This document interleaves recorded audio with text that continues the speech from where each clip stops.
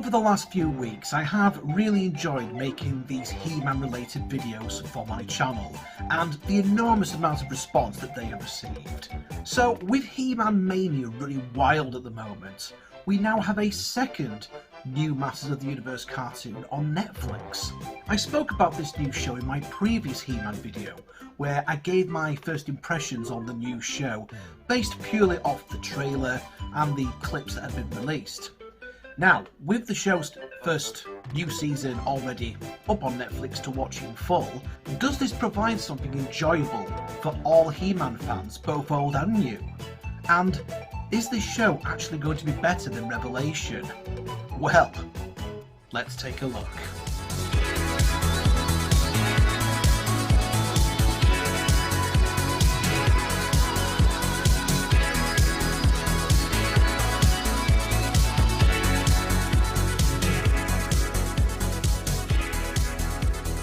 So, without giving away too many spoilers for those that haven't watched the show already, I will say that I really enjoyed this fresh take on He-Man and the Masters of the Universe. I really like that they're taking their time to develop the characters and the storyline, and I also loved all the little Easter eggs and references as well. More on those in a moment. Again, as I mentioned in my previous video, I get that I am probably not the target audience for this new show. I am a 40-year-old bloke that watched the original cartoon and played with the original toys way back in the 80s, so this version is probably not for me.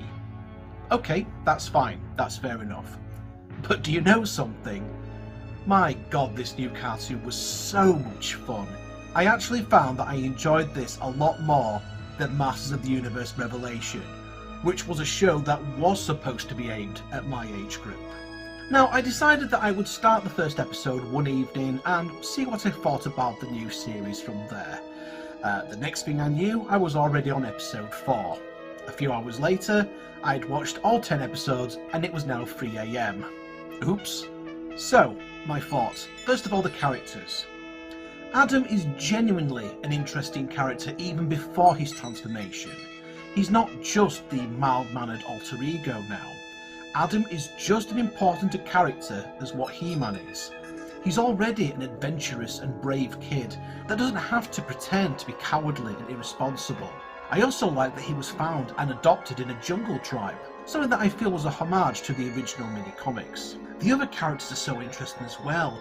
Duncan actually starts off working with the bad guys and often seems so unsure of himself, but soon grows in confidence as he spends more time with his new friends. And the new version of the Man-at-Arms armour is badass. I mentioned in previous video that it makes him look like Samus Aran from Metroid, and I'll stand by that. It's not exactly an original design, but it does fit in very well with the feel of this show. The new version of Ram-Man, Kraz, is so much more defined as a character, rather than being the big, slightly dumb character that headbutts everything. She's now got character, she's now got depth, and I feel that we've got this sort of relationship between Kraz and Adam where there's a lot of love and affection there for the two of them, and she probably even feels a little bit jealous when another woman, Teela, arrives on the scene. So we'll have to see how that plays out. Cringer is now the mentor type character, and he's there to be the voice of reason, he's there to be the support that Adam needs, and he genuinely has a rivalry / history with Beastman that is utterly compelling. Teela has something that makes her special right now rather than before, where she will eventually have something special, you know. Instead of being surrounded by people that can do everything that she does but better, she has that power now, she has that ability now, and she's certainly a much more likeable character than her Revelation counterpart. I absolutely loved the humorous touches that they've added to the villains. Skeletor, for example, has always been this weird balance of scary and silly, and it was great to see him still embody both of these things in the new show. He is completely aware of how evil he is, and he's absolutely loving it. He is absolutely relishing in it. Whoever the voice actor is for Skeletor, I get the impression they're stood in that recording booth loving every single minute of voicing this character.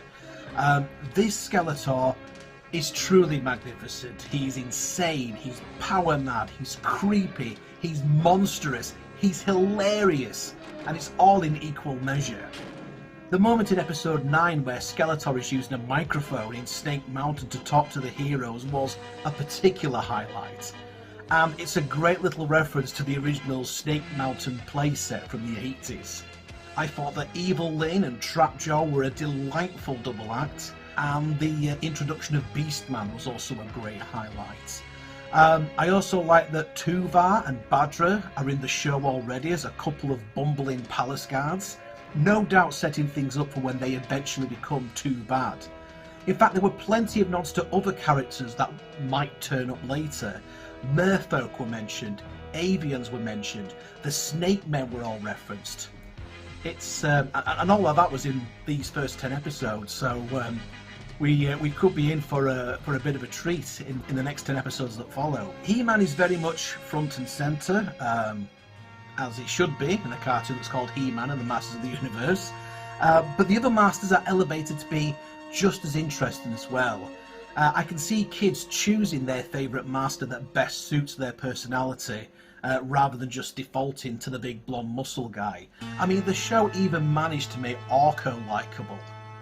I mean, wow, how did you manage that? Okay, quick minor spoiler here, so be warned. Pretty much everyone knows that Adam is He-Man.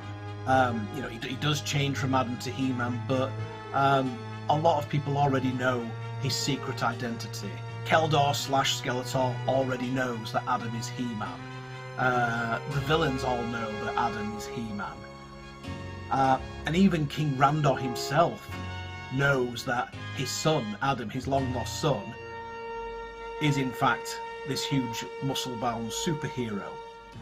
Now, although Randor is delighted to be finally reunited with his long-lost son, and is so proud and impressed by him, he does not always agree 100% with all of Adam's decisions, and doesn't like the fact that his young teenage son has got quite a rebellious side to him. I also thought it was great to see Keldor finally acknowledged as Randor's brother and Adam's uncle for the first time in the animated series. This is something I spoke about in my previous video, where something like that had often been hinted upon but never confirmed. Castle Grayskull and Snake Mountain are both magnificent locations for the two sides to call their base of operations. Grayskull actually feels like a fortress of mystery and magic, while Snake Mountain looks like something from the pits of hell itself, but with plenty of bright neon in there. There are a few comparisons that could be made to other popular kids shows like Power Rangers, Lego Ninjago, Troll Hunters, Star Wars Rebels, etc. By which that I mean that the shows focus very much upon a team of people, a team of goodies, a team of baddies. You know, the goodies will get power-ups throughout the series, the baddies will get power-ups throughout the series. There'll be moments where the characters fall out, there'll be moments where the baddies argue among themselves, but ultimately the show remains very much as a He-Man and the Masters of the Universe cartoon that not only pays homage to the original from the 80s, but also reinvents it for a new generation. And so it actually remains truer to the spirit of the original show than what Revelation did. He-Man and the Masters of the Universe has always been about empowerment, about giving children the power to be the very best version of themselves. And that is something that this new show has brought back in spades and expanded on. I personally love the fact that He-Man could now share the power of Grayskull with his friends, not just with transforming Cringer into Battle Cat, but into giving them the power of Grayskull as well. It gives every character the power and the chance to shine, and we do see that later on with Skeletor doing the same to his minions. He spends the majority of these first 10 episodes basically saying, no, I'm keeping all the power for myself. But then when he realises that he's going to need backup, he then uses the power of Havoc to turn the villains into some truly nightmarish monsters. I mean, you see what happens when Trapjaw and Beastman and Evil-lyn transform. I think if very young children watch this, they might actually get a few nightmares, but I thought they were absolutely stunning to look at. And I'm happy to see that message back. I have the power. But it's not just I have the power, it's we have the power. Especially with what we've had to deal with since the start of the pandemic, where some people might have felt powerless to deal with the situation, powerless to do something to change their surroundings. This show couldn't have come at a better time.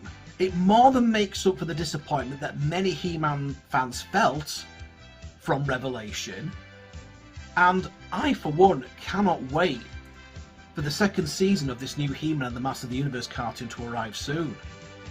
Again, I'm probably not the target audience, but I absolutely love this show. And, you know, I will watch Revelation Part 2 when that comes along. But I'll be looking forward to the second season of this show a lot more. The power of Grayskull has returned, and it's a great time to be a Masters of the Universe fan. Anyway, that's the end of another little analysis/rant on He-Man and the Masters of the Universe. I just wanted to quickly get my thoughts down on what I thought about this new show, so a big thank you to everyone that has taken the time to watch this video and to listen to my inane drivel. If you have enjoyed this video, then please take the time to leave a like and a comment on this video. Please also consider sharing this video across your social media, in particular with anything that's related to He-Man and the Masters of the Universe. And why not subscribe to the channel as well in order to see my other videos. But for now, thank you very much for stopping by the Big Daddy D Reviews channel, and we will catch you again next time.